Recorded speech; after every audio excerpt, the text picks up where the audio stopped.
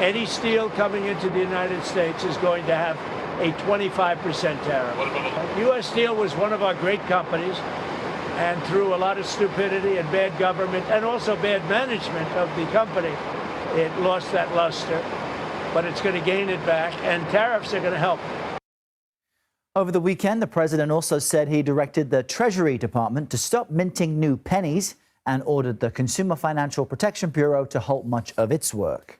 Meanwhile, a new CBS News poll shows this: 53% of people approve of the job Trump is doing. That's 94% of Republicans and 15% of Democrats. Our Natalie Brand is tracking the administration's latest moves for us from the White House this morning. Natalie, what do we know about this steel tariff announcement?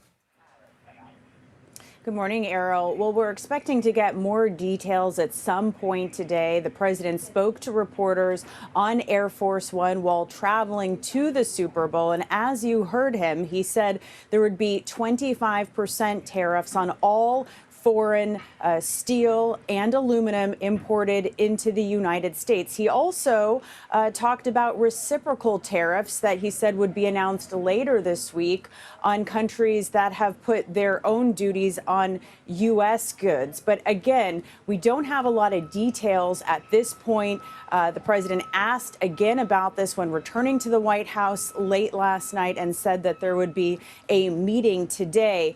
But we do know, according to data, that tariffs on these foreign metals could impact some of our largest trading partners. Data shows Canada was the biggest supplier of steel into the United States last year, followed by Brazil and Mexico. And as you know, Errol, it comes as that earlier threat of sweeping tariffs on Canada and Mexico was put on pause as the countries negotiate border security measures. We'll have to wait and see the response from those countries' leaders today, responding to this latest announcement. Another big headline you were telling us about at the end of last week, Natalie, was the Trump buyout offer to federal workers. It was halted, I believe, by a judge. What's the latest on that?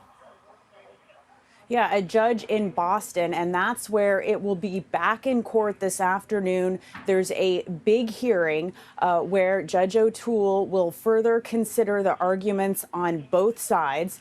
In the meantime, the White House had extended its deadline for this buyout offer until 11:59 tonight.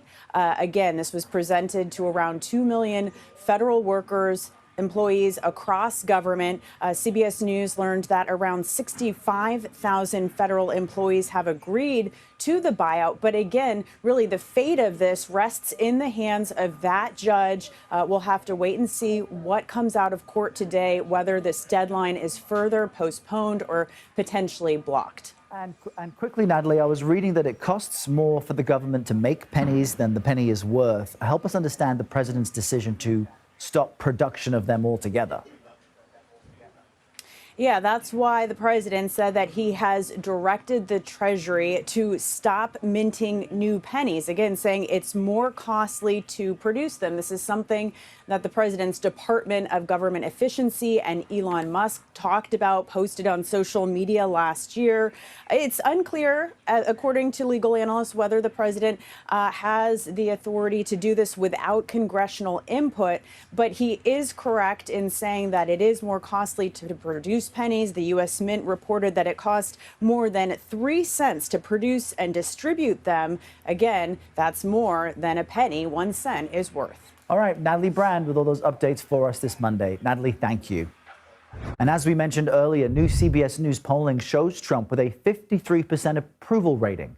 Most Americans describe him as tough, energetic, focused, and effective. CBS News Elections and Surveys Executive Director Anthony Salvanto explains what's beneath all those numbers.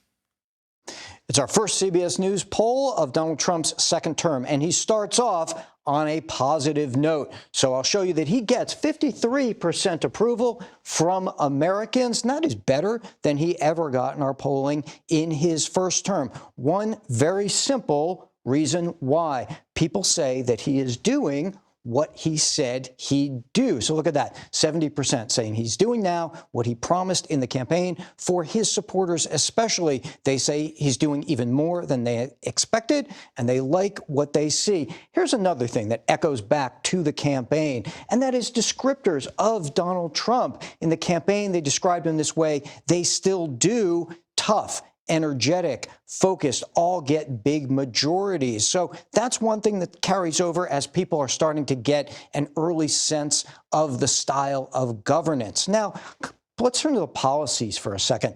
Look at some of the ones that we knew were popular from the campaign, such as his program to deport immigrants who are in the U.S. illegally. That finds majority approval. And then I'll bring up this other slide that'll show you sending troops to the U.S.-Mexico border also gets majority approval. Not everything is in a similar vein, though. So, for example, when he last week floated the idea of the U.S. trying to take over Gaza, that is not widely seen as a good idea, though a lot of his supporters say that was more of a negotiating tactic. And I've got to take a look at tariffs. These are not popular, with the exception of China.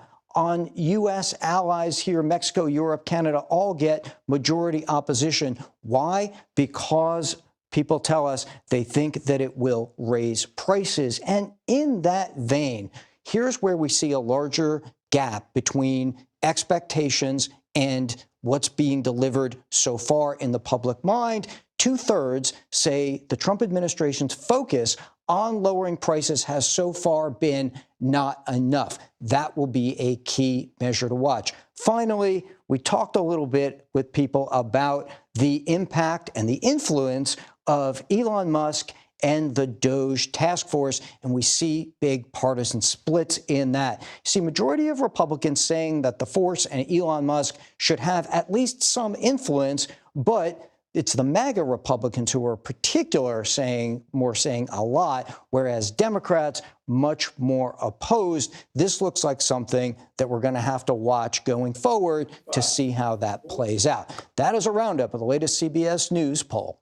All right, Anthony, very interesting. Thank you for that. What's going on, y'all? In this video, I want to show you how, as an agency owner, you can use